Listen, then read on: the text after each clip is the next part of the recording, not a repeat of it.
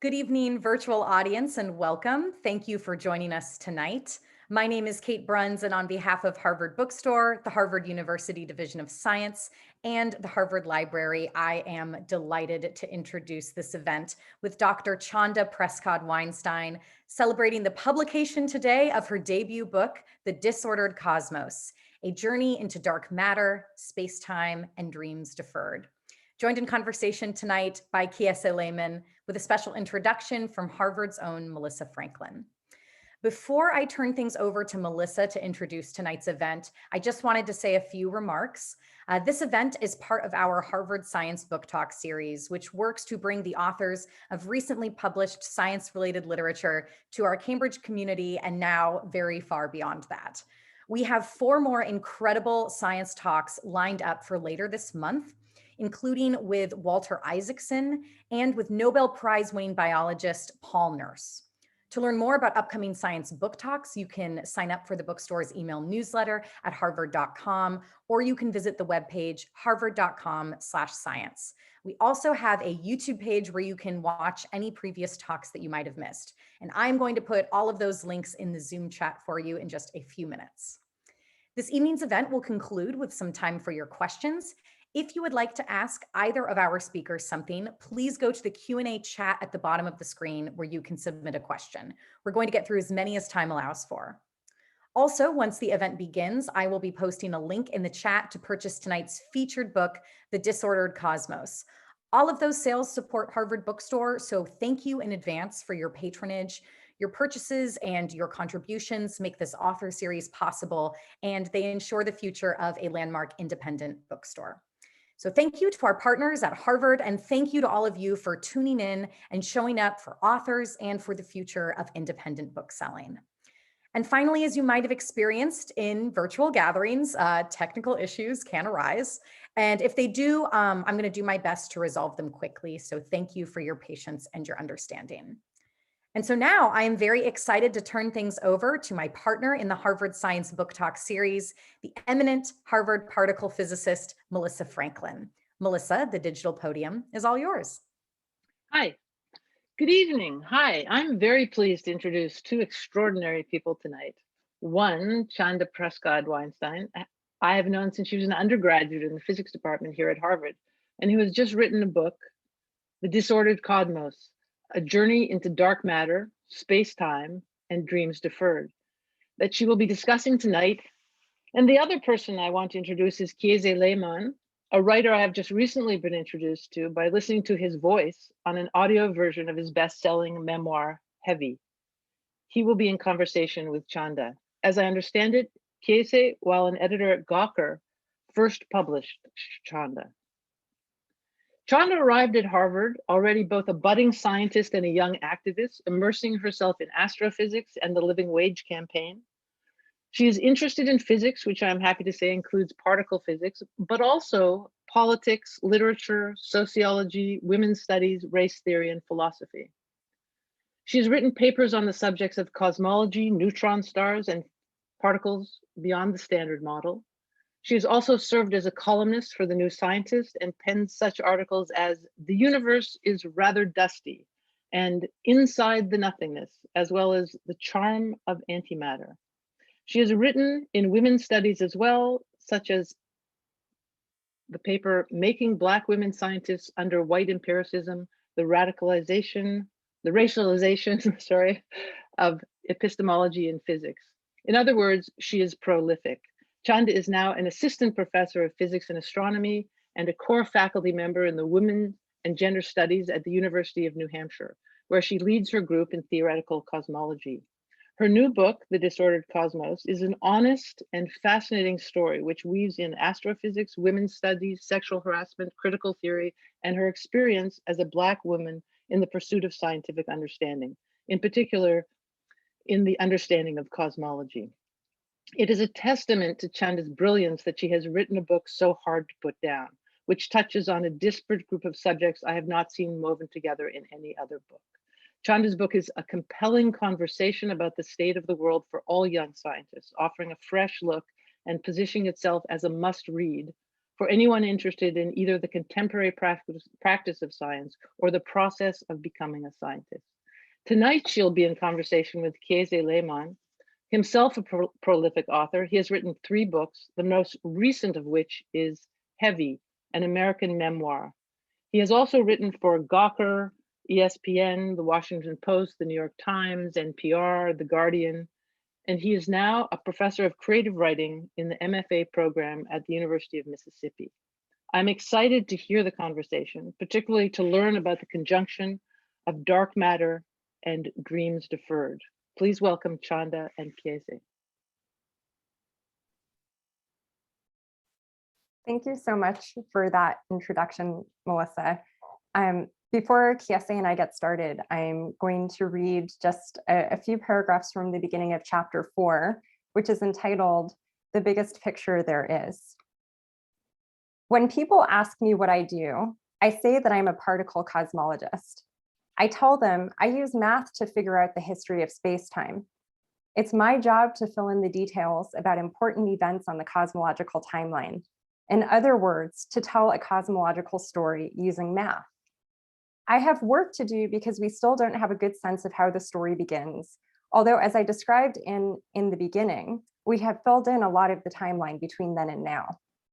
What I love about this work is that this is the biggest picture there is, space-time and its discontents. It also feels like being the keeper of a deeply human impulse. To borrow a word from the indigenous communities that my Black ancestors probably come from, I am a griot of the universe, a storyteller. And although I am the first Black woman to hold a tenure-track faculty position in theoretical cosmology, I am certainly not the first Black woman to be a griot of the universe. Indeed, every community, including those of my African ancestors, has a cosmology. My way of studying the universe through the analytic frameworks that I have mostly inherited from the Euro-American imperialists and settlers who kidnapped my ancestors from Africa and enslaved them is not the only one. It is not the cosmology of my maternal ancestors. It's not quite the cosmology of my paternal ancestors either. Although my father is white in most global contexts, he is also an Ashkenazi Jew of Eastern European heritage, the kind of people who come from the shtetl, the village, not urban Western Europe like Einstein. Their cosmology is the biblical Genesis, not the general relativity that I grew up to become an expert in. Cosmology is a deeply human impulse. We have always wanted to have a sense of where we came from and why we are here. It happens to be that because of where I grew up and my own personal tastes, I study one particular perspective on this. And in the coming pages, I hope to sketch out this picture for you in a way that will help you feel some of my enthusiasm for it. At the same time, I can't ignore the larger context that my work happens in. And before the chapter ends, we'll get to that too. The way professionalized physicists understand the cosmic timeline is something like this. In the beginning, there may have been no beginning. The space-time that humanity calls its universe may in fact be one bubble of an infinite number of bubbles, all of which may be inaccessible to us except for the one we're in. It's not clear how we will prove with physical or observational evidence that this is true or not true. But currently, a large swath of my professional community leans toward believing that this is true. Perhaps there was no real Big Bang. So, in the beginning, we are maybe just talking about our single bubble. And before that bubble was a second old, and certainly before there were any standard model particles wandering around, it likely underwent a rapid expansion where space-time grew faster than the speed of light. Because as we currently understand things, space-time is the only phenomenon in the universe that can break the universal speed limit. This time period is called inflation, and it was first proposed by one of my research mentors at MIT, the wonderful Alan Guth. There's much we don't understand about inflation, including what exactly set it off. It didn't last very long, less than tenths of a fraction of a second. And when it was over, the universe continued to expand, albeit much more slowly. All right. Can you hear me? Yes. All right. Thank you. Thank you so much for that. I just want to let everybody into the conversation we had before we got on here. I told Chanda in the back room that I was taking a shower before I got on here, and I started to get very emotional partially because I was listening to some music I never listened to that I'm not gonna share with y'all. But you know, part of it was that like, yo, like this is, you know, one of my dear friends' first book launches, but I think I was just feeling the weight of like this actual piece of, I'm gonna call it art, being into the world, because I've never ever come close to reading a book like this. And it's made me want to go back and reread the books that I think did a good job of writing me out of. So I just want to say thank you for making time. And also, just for those of you who don't know, Chanda and I have a relationship where we talk about a lot of things, but we mostly talk about Rihanna and ignorant science questions. So this is going to be sort of like a conversation we normally have. I'm going to ask a lot of ignorant science questions, maybe a little bit about Rihanna. But I also just want to encourage y'all to put your questions in the question and answer section so we can try to organically weave them in. My first question, Chanda, about what you just read, and this is a question that questions are similar to questions that I often ask. It has to do with this notion of void, right? I think most people like me often hear words like, or sentences like, there's nothing new under the sun. You know, people who are creating new things are creating them and putting them into a void. I'm not sure if that scientifically makes sense. So one of my first questions for you is there actually anything new under the sun? And when we talk about people filling a void, what don't we understand about the science of voids? Can we just start there? You know, you said it was going to be an ignorant science question, but that's like a really big question, right?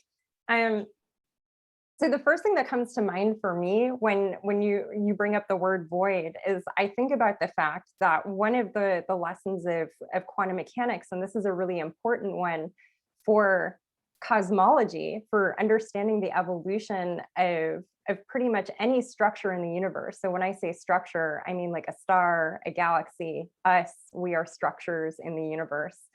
That particles flicker in and out of existence randomly. And it happens so quickly that, you know, it's not something we're going to notice in everyday life. It's not something that you can see happening. It doesn't affect things. It's not like an excuse you can give to your parents about what happened with your homework, or your professor about what happened with your problem set and why it's not in on time. You can't use it like that. But particles randomly flicker in and out of existence. And in the early universe, we actually think that this happening became a core piece of how larger structures started to form. So in that sense, you know, the word that we use for this in particle physics is the vacuum, that the vacuum is never really empty, that there are always things percolating in the vacuum, even if we tend to think of a vacuum as empty. So that's one way of thinking about it. And then the other thing is that, you know, there are structures in the universe, there are galaxies, and then there's a lot of space between the galaxies. And so in astrophysics, we often refer to these as voids, right? And there are two different ways of mapping the universe. You can say, here's where all the galaxies are, or you can say, here's where all the voids are. And actually, people have been realizing recently that figuring out mapping the voids and understanding the structure of the voids can be just as informative as mapping the galaxies and understanding the structures of the galaxies. Oh my goodness gracious. All right. So you used a lot of words in there that I'd never read before until I read the book. But one of the most just like beyond fascinating claims that you make and substantiate and explore, and because you talked about particles, is this notion of particles being non-binary, right? And you push that. So I want to hear you talk a bit about why it's important for us to understand that particles are non-binary. Like, why is that why is that important for us to understand? Yeah, you know, something that I've been thinking about a lot recently, and Melissa will remember this, I did not like introductory freshman physics. So I just want to say, anybody who didn't like Newtonian mechanics, that's cool. That doesn't mean you can't be a physicist. I didn't enjoy it either. It didn't have anything to do with the teacher. I just didn't like the material. It wasn't interesting to me. And part of it is that the way that Newtonian mechanics gets taught and talked about, like the kinds of physics that is considered like intuitive, relies on an assumption about what our natural intuition is. And what's interesting to me is that I first started thinking about, the word non-binary and particles in tandem because of a clip from Channel 4 News UK that went viral on social media. And a British drag queen, Amru Al-Qadi, was talking about how to understand their non-binary identity, their non-binary gendered identity. And they said, like, look, a particle can be a particle or it can be a wave. So if we can accept that it can be both of those things at the same time, then I can also be non-binary. And I realized that, when we teach quantum mechanics to students, we hit home with them repeatedly.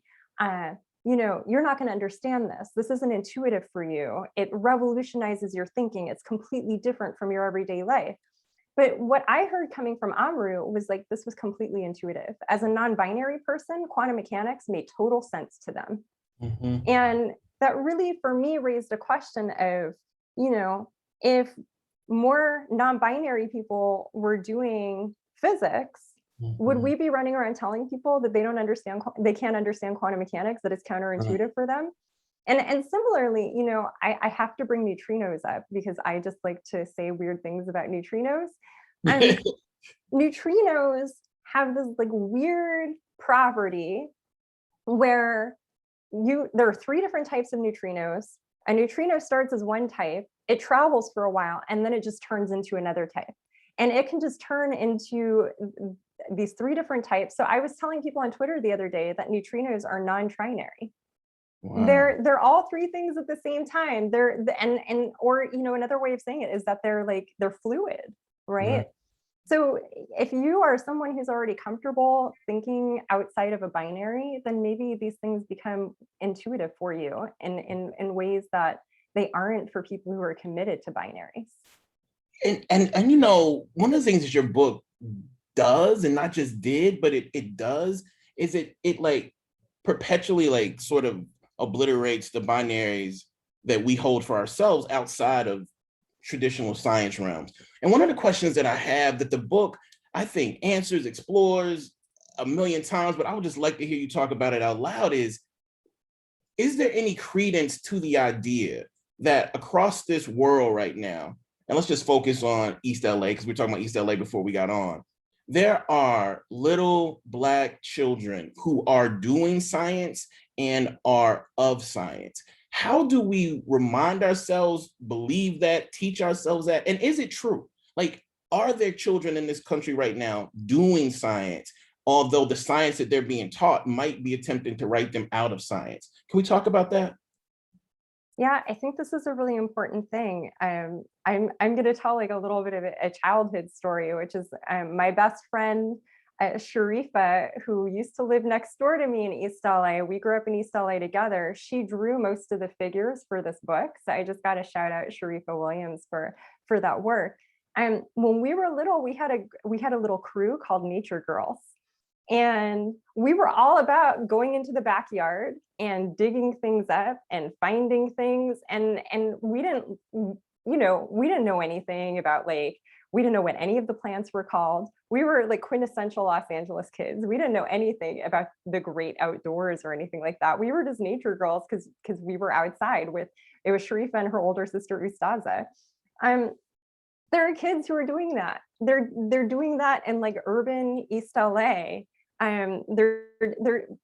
It's part of, I genuinely believe, as Sylvia Wynter, the Black philosopher of science and theorist, has articulated, we are a storytelling species, and we are a species that likes to tell stories about nature and likes to be in conversation with nature wherever we can find it, whatever shape and form that takes for us.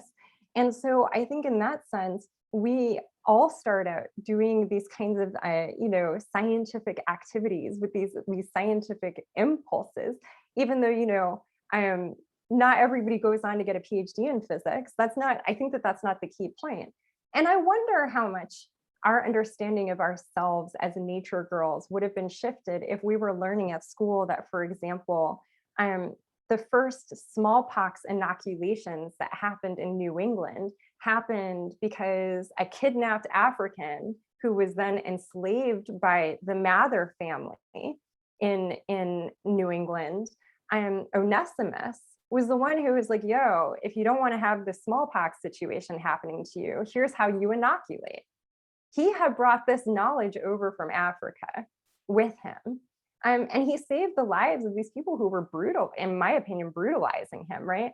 And I feel like this is an important story for me to tell, particularly as a graduate of Mather House at Harvard, which I really think should be called Onesimus House at this point.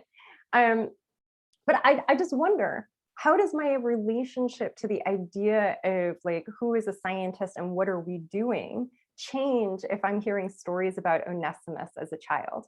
I know one of my middle names is Sojourner. Thank you to my mom and my grandma Selma, who are both listening right now, for that name. And I know that learning about Sojourner Truth as a child taught me things about who I could be. So these stories teach us about who we can be and teach us to see ourselves, right? I could see myself in Sojourner Truth. What if someone had the opportunity to see themselves in Benjamin Banneker, the Black astronomer, or to understand that our enslaved ancestors were not just like brainless automatons, they were thinkers who were doing. Right. Yes. Ooh, thank you so much for that, fam. And, I'm thinking a lot more about binaries and bifurcation and the way you are read, right? Like, among other ways, like I think some people read you as artist / activist. I think other people read you as a scientist. And I'm interested in what you do with those perceived identities and experimentation in the book. And again, anytime I use words around you, I realize how much I use scientific words that probably I'm using it wrong, but I'm gonna talk about experimentation right now because as a narrative creator, as an artist, as a writer, I think a lot about trying to put genres into text that I haven't seen, trying to put images and stuff I haven't seen into a paragraph to make a paragraph. One of the things that you do in this book over and over again is you put ideas, discourses, orthodoxies right next to other ideas, discourses, and orthodoxies that not only we don't see next to each other, but we believe are on different planets or galaxies. See, I just did it again. I'm using scientific shit without knowing what I'm talking about. But can you talk to us about why it's important for you to talk about cosmology, particles, universes, voids, and consent, sexual violence, and gender? Can we talk about why those have to be in this book and why we haven't seen enough of those things in books before now? And I know you and I had like a little bit of a back and forth about what is this book. And I actually remember when you did your book event at Harvard Bookstore for Heavy, we had a conversation about what section of the bookstore my book was going to end up in, right? And so first, I want to like note you as someone who, encouraged me to think consciously about what is the social location of this book, what is the physical location of this book, in the imagination of the reader that may come into contact with it. From my point of view, I wanted to tell a holistic story of what physics is and what the doing of physics is from the point of view that I had to offer on it, right? Like I'm a condensed matter experimentalist, like someone who works with materials in the lab is going to tell a very different story of what physics looks like from their point of view. The point of view that I had to offer was as one who works in particle physics and cosmology and astrophysics. I'm a holistic thinker. So I think that in that sense, like, it's a reflection of how my brain works, that like, if I was going to talk about physics, let's talk about physics. Physics is not just the standard model of particle physics. It's not just the cosmological timeline. It's also, we have these different definitions of science. It's also the doing of science. It is the doing of physics. It is the experiences that we have. The multiple times that I was, sexually harassed, my experience with sexual assault, needing to figure out how to keep doing physics in the midst of dealing with PTSD. Like all of those things are part of the doing of physics. And the thing that I want to point to, because I know you and I had a particular dialogue about this, is the question of what is the book's relationship to memoir and the idea of memoir. And I'm gonna admit in public that I was really hostile to the idea of it living in relationship with the idea of memoir. Because whenever a scientist writes a popular science book, and as we were talking about, there's a lot of science in this book, the scientist puts themselves into the book. They put their science into the book. And so I was really like, how come like these white dudes get to write books where they're like, this is my view on science, and people are like, oh, that's a popular science book, but a Black woman comes along and writes it and everybody's like, oh, it's a memoir, right? And I even had like a struggle with the classification with the Library of Congress about this, where I was like literally pointing to books that had much more like autobiographical memoirish elements that were just getting classified as science books. But the thing that I will say is that I had to come around to the fact that the reason that the idea of memoir was even coming up was because people who don't usually read popular science were reading my book. People who usually read memoir were reading my book, and they were seeing that popular science is actually, in some sense, maybe a genre of memoir. And I want to call that out and say, I think this isn't how you said it to me, but this is how I'm going to re-articulate what you were saying to me, which is that you were seeing, I don't know how much popular science you read. I think it's not a lot, right? This is not, right. No. So I feel like for you, you were looking at what we have in the Science Corner been doing and saying, yo, this is memoir, wake up and see what you're doing. And so I want to put that challenge out there for us to think about, like, what are the stories we are telling the general public about science? And that was one of my motivating pieces, is that I wanted to tell a true story about science and the universe and the challenges we face in getting to the truth, and the fact that it goes through us, and what does it mean for that to go through us? Yeah, and I just think you just constantly remind me, Chanda, that the how is where the radical can be found, like how one makes science, how one makes a book, how one makes a theory. And speaking of that, I just want to get this question in here, because it's connected to something that you just said. And Christine Chen says, could you discuss the concept of white empiricism and how that impacts science, both who does the science and what concepts are accepted and prioritized? Oh, I was not expecting such a heavy academic question right up the front. I got a good one coming after this. Okay, good. So I think maybe I'll give a story that's not in the book about why I started thinking about white empiricism and why I decided to name this concept. And I think that this is a good way for people to understand where it was coming from, which is that I started reading a lot of feminist philosophy of science, where there's a real emphasis on something called standpoint theory, which is the idea that the positionality, the social position of the knower is important in the doing of science, and it can affect what we know about science. And I kept reading these articles and these books that would say, but physics is what they would call an epistemic exception. So physics was the one area of science where the identity of the knower doesn't really matter for the outcome. And I was looking around and I was like, yeah, I get why in theory, this is how it should work, because the laws of physics are universal. Gravity is gravity. Like, I don't think that like gravity changes when a Black person says the word gravity. I don't think that means laws are different if a Black person. But I was looking around and I was looking at my own experiences. I was looking at the experiences of other Black women in the field who had left the field. And I was like, I see all of the ways that racism and misogynoir, the combination of misogyny and anti-Blackness, were shaping who was in the room and what questions got asked, and whose research got defended and whose research got talked about. So my motivation in thinking about this was that I really wanted to name this practice where we think that we are doing, pure empirical work, where we are just taking data and converting it to theory, or theory and testing data against it, and say that yes, actually racism and sexism and homophobia and these other structures are actually affecting what conversations we have in physics, and therefore what the knowledge outcomes are.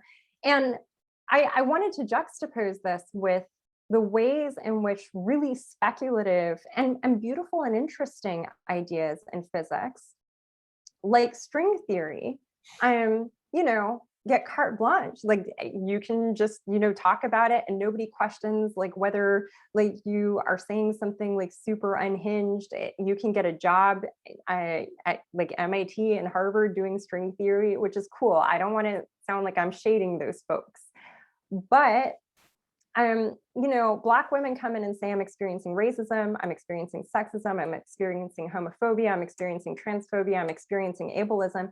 And people are like, but are you sure? Did you check your data? That no amount of data is good enough for us to prove that we are having these experiences. And that's one of the reasons that people leave the field. And there is this juxtaposition that physicists decide which data matters and which data doesn't matter. And data that the majoritarian crew likes stays, and data that doesn't make them feel good gets thrown out. That's not empirical. That's not scientific. So I think of it as like white empiricism is articulating white empiricism is me fighting scientists with science. Right. Oh, I feel that. We're gonna do two. Let's do three of my kind of ignorant questions that I would ask you if we were talking in private. And one of them, thankfully, was asked by somebody else. I already know the answer to this one. Chanda, what's your favorite Rihanna song? Oh my God. I don't know if I'm allowed to say this. I'm just gonna say, bitch, better have my money. Okay, all right. Hey, I had to take it off the playlist for the book because I was like, I don't know where this belongs in the book, but I have to say, I mean, What Now is also, I don't know, like Rated R is also a beautiful album. Yes. And I think that people do not appreciate Rated R. I think for me, it was a really important album because when I was at Harvard, I experienced domestic violence. And when that whole thing spilled out into the open with Rihanna, I had really never seen anyone that I identified with, have to deal with it publicly. And the pain that I heard in that album, I think it was really healing for me to hear her work through it and then watch her move on. Yes. Yeah. And I want to ask you, I'm gonna say this one for private, but I want to ask you about Rihanna's relationship to cosmology, but I want to save that one. Okay, I started to ask you this at another meeting that we were at, panel discussion. And I just think everybody should hear it because I just want to hear it again. I asked you what was the science behind Black people being unable to clap on the 1 and the 3. And you broke that shit down in a way for me that was like enlightening. Everybody I knew who watched it was like, I want to hear it again. So can you explain for me again, and for those of us who are watching for the first time, if in fact there is any science behind this notion of rhythm and or the clapping on the 2 and the 4 as opposed to the 1 and the 3? Yeah, so I remember that conversation. So one of the things that we were talking about is the idea that there's physical time and then there's social time, right? Yes. So there's like, and I should say like time is not something that physicists understand very well. It's something that we use a lot. It's not something we're encouraged to think about in our physics classes. I feel like people are always surprised that they're like, wait, you don't take a class on time? No, we do not take a class on time. You want to take a class on time, you probably need to go over to your philosophy department, right? So we don't have this great understanding of time, but there's, this parameter that we can put into our equations. We can mark it with our clocks. We have different ways of measuring it. And if people want to hear my little spiel about that, I look at the Time for Black Studies panel at Princeton that we were on in January. But then there's this whole social time, which is that every community has a different relationship to what timescales matter, and how you mark off time. Like what is a concept of a cycle within a community can be really social. And, just coming back to the question of like, I went to a performing arts school for grades 1 through 7. So I am a dancer by training. And one of the things I have noticed is that in the communities that I come from, folks dance with their kids. I grew up in a Bajan household. And when we went to Brooklyn, when we went to my grandmother's house, the family was getting together. We were dancing together. I have memories of being like a small child and dancing with my aunt, dancing with my mom, dancing with my grandmother. Everybody's dancing together. it's really hard not to have rhythm when that's what you grow up with. We grow up in rhythm. That's part of who we are. And so, I think like, clapping on the 1 and the 3 is like when somebody didn't bring you in to the rhythm early enough. And I know that people from all kinds of communities who unfortunately do not have the joy of growing up with a Bajan family that dances together, but I was lucky enough to have that, right? Yeah, that's it. That's brought into the rhythm. That's gonna be the title of something. And I think that speaks to Tessa Solomon Lane, incredible scientist, student and professor. I think that speaks to her question about time, memory, and a bit of activism. I want to make sure we get Catherine's question in here too. You mentioned that the universe always turns out to be more complicated and queer than we think it is. What is your view of Occam's razor, the belief that the simplest explanation is usually the right one? Do these two notions conflict or live in harmony? And what is that person's name? Occam or Assam? How do you pronounce that? Occam. It's Occam's razor. Okay. Yeah. Yeah.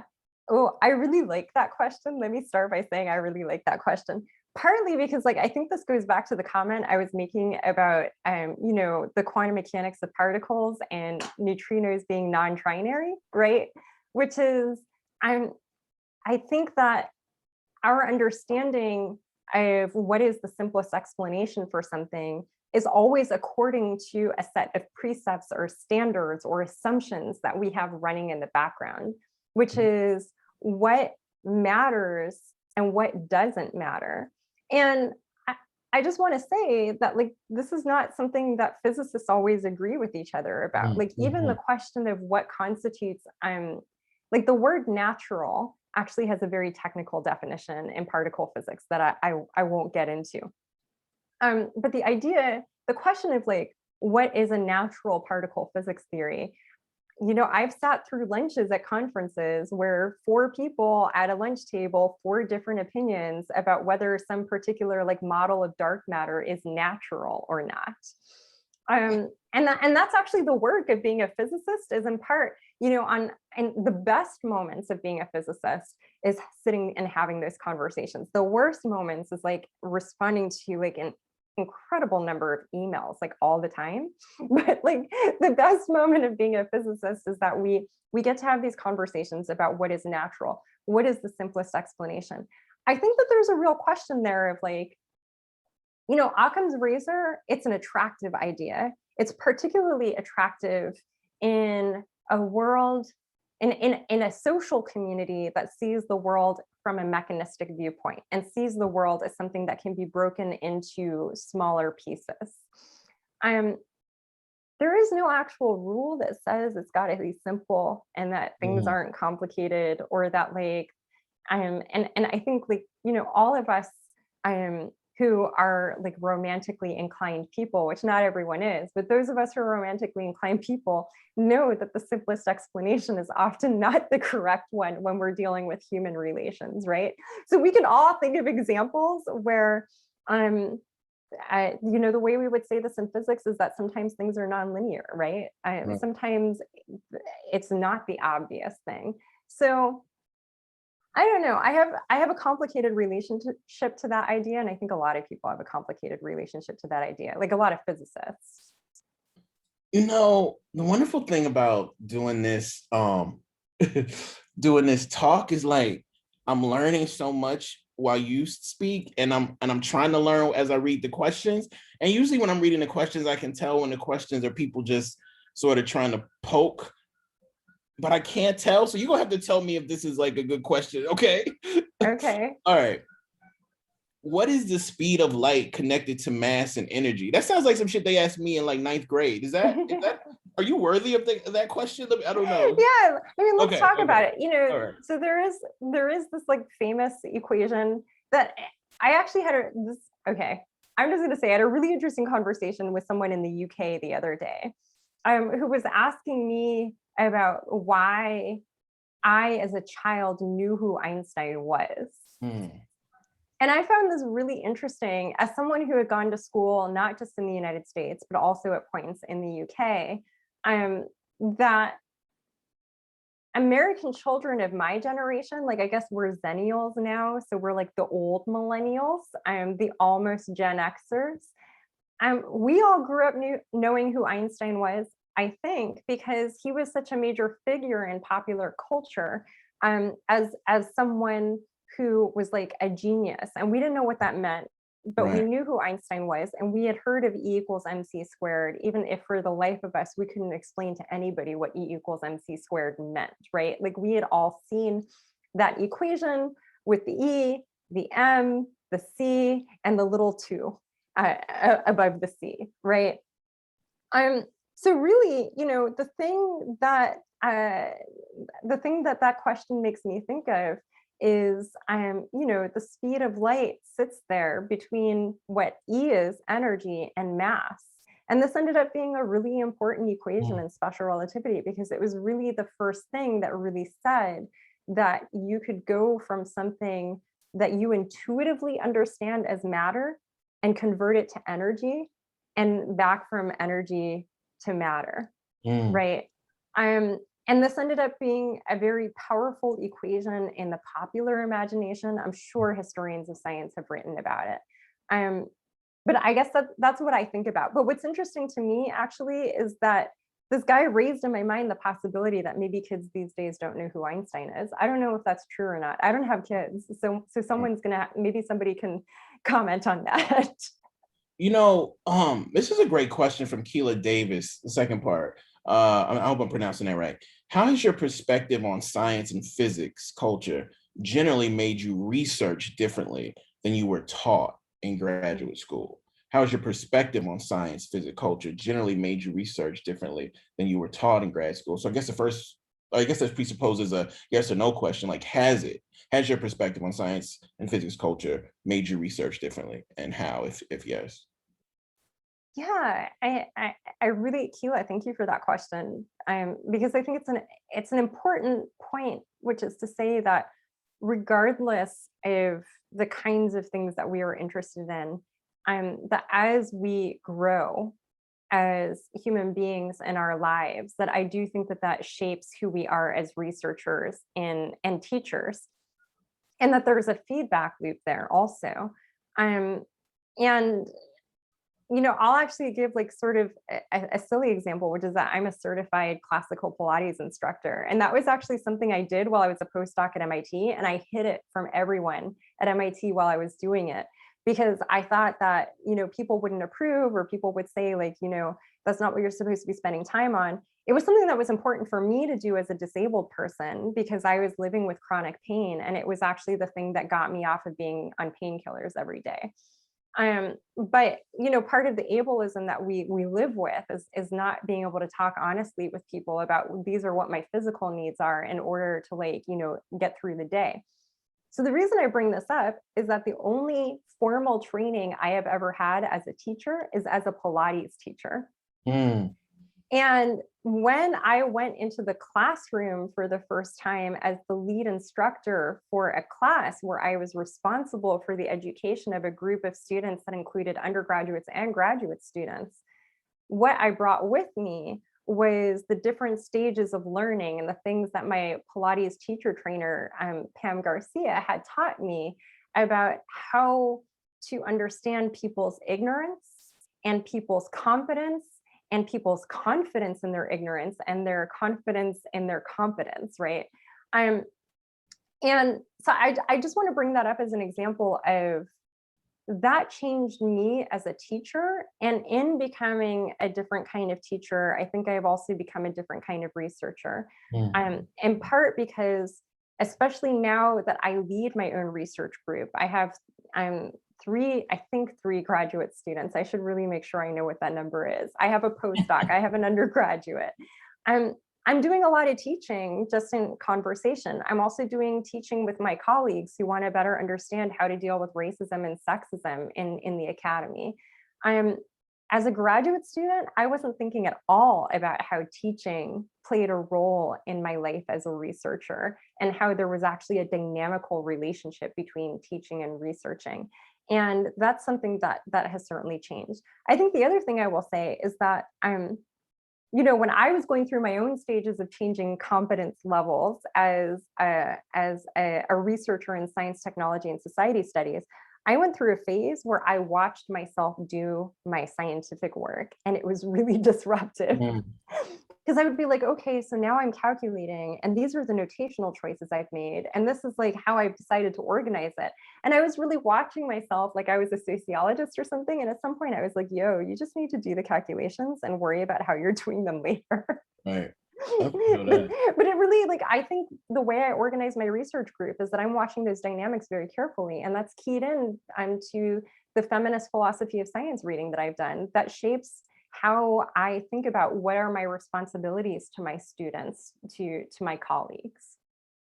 I'm gonna say something before. So I think we have time for 2 more questions. I'm gonna mash 2 of those into one, and I have one I wanna end with. But again, those of you listening, please pick up the Disordered Cosmos. It will change how you understand the way you make science, the way we have been making science, and what is possible. Literally, like, you made me redefine possibility and probability in my work going forward. Tracy asked this question, and I want to tie this question into Lisa Lee's question. So Tracy asked, what books can you talk about that may have led you to the Disordered Cosmos, if any? It can be direct or indirect. And then the second part, and in Lisa Lee's question, which is really crucial, which is, can physics offer a critique of racial capitalism and help us advance abolition? I'm wondering how useful physics can be in our social justice toolbox. I think you write through that a lot in the Disordered Cosmos, but you want to do with the first one first, like, what books, if any, helped you get to the Disordered Cosmos? And do you think that physics can be useful in our social justice toolbox in advancing abolition? Yeah, so the first thing that I want to say is that I have a recommended reading list at the end of the book, which I encourage people to look at, because there are so many books that went into this book. But the ones that immediately come to mind is, Carl Sagan's Billions and Billions, which is the final book that he put out on his deathbed, was an essay collection where he was reckoning with his love for the universe and for humanity at a moment that he already understood was very precarious for our future. Like, we were already starting to understand the depth of the problem of global warming and how bad that was going to be. And reading Billions and Billions was really influential for me. Reading his Cosmos was very influential for me. And in a lot of ways, obviously, like, the title, the book is called Disordered Cosmos, right? So Carl Sagan is sort of like literally on the cover of the book in some sense. Part of what I wanted to do with this book was do the things that Carl Sagan couldn't do from his social location as a white man who had been like a wild success in the field, which was say, like, here's the other side of what the doing of physics looks like if you're not someone who is like Carl Sagan, and that you can make it out to the other end. But Kiese, I have to say that, like, Long Division was a really important book for me. So for people who don't know Long Division, it's Kiese's novel. It's being re-released this June. Do I have the date right? I would like it sooner. I got you. Because I actually, yeah, my copy is in my office. So I would like to have it. I would like to have another copy. Kiese wrote this book that, first of all, you say, like, oh, I don't do science. You called your book Long Division. Let's, like, just be clear that you put math on the cover of the book, which felt like, in the best possible way, a dog whistle to me as a Black girl who loves math. Is it was like, hello, this is for Black girls who love math. And it's about time traveling Black kids and white Jewish kids in Mississippi, which I was like, yo, Black and Jewish kids time traveling in a book called Long Division.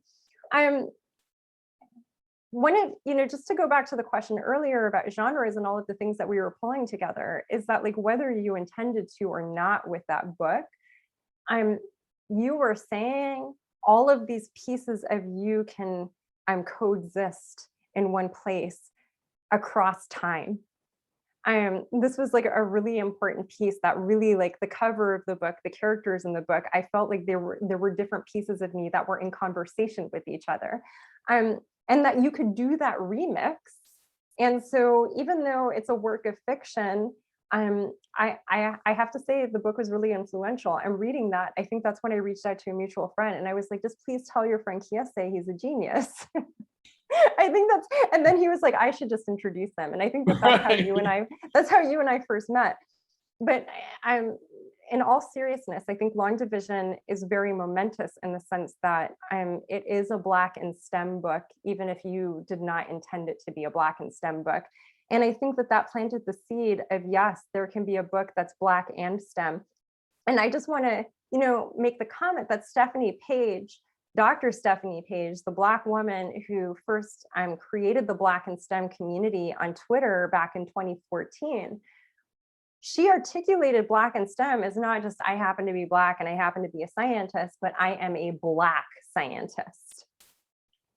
And so I will name those books. And then of course, like Audre Lorde's Sister Outsider. All right. Yeah. And do you want to say anything about whether or not physics can help sort of really get us closer to radical conceptions of abolition? I'm grateful for this question because I know that historically that is not the role that physics has played, and that has not been the role that astronomy has played in a professional context. That the relationship and the entanglement between like the US establishment, the military industrial complex, and physics and astronomy is a deep and painful one. And it's one that particularly those of us who are not from the minority, those of us who are the global majority, as we might say, are really familiar with the deep pain that science as a professional establishment has caused through its relationship with colonialism, through its relationship with white supremacy, through benefiting even tangentially, for example, building telescopes on Mauna Kea, without really having permission from the cultural knowledge keepers of the Kanaka Maoli, the Native Hawaiians. It is also the case that it is undeniable that people looking at the sky see themselves in a context that allows them to feel human. And I think the most dangerous thing to an establishment that dehumanizes us is us knowing that we are human. And so I do think that Black scientist freedom dreams can be part of our collective freedom dreams. They cannot be the totality of our freedom dreams, but they can be part of it. They can be the fabric that when we start talking about how do we get kids to be able to see the night sky and enjoy the night sky, that means we have to have a conversation about, are there buses that get kids there? Do the kids have enough to eat? Do their parents have time off work? Do they have the time to just go and be with the sky? And so I think that if we set our sights on giving children, Black children, Indigenous children, children of all kinds, poor kids, that opportunity, when we take that opportunity seriously, that means that we make sure people have clean water. It means that they have healthcare. And so I do think that we can see understanding our relationship with the universe as a goal that getting there requires all of these radical shifts in society. Fam, I say this all the time to myself whenever we talk, but I'm just so happy to be alive while you making shit, while you are experimenting. I'm so happy to be alive. And this is the last question, and this is for me, and it's a real one. To a lot of us, you're someone who